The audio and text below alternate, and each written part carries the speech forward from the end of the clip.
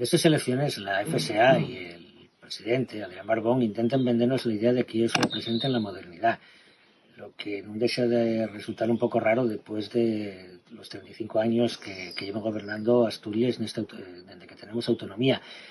Este Barbón tan moderno que nos dice que apuesta por una nueva economía, pero que en realidad no es el caso, porque es lo de siempre, apostar porque vengan las multinacionales, que por cierto no vienen.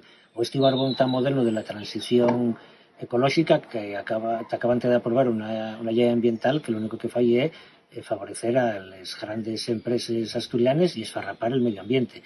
O ese Barbón tan moderno que dice que está a favor de la oficialidad, pero que non foi quien a echar adelante, a liderar, como era la obligación como presidente, una reforma estatutaria que acabó quedando para prau.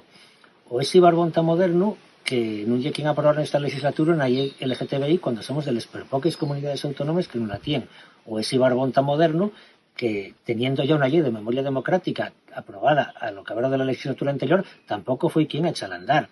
O ese Barbón tan moderno que reproduzca un Cantelli el pautu tácito entre el PSOE y el PP para repartirse el poder en Asturias.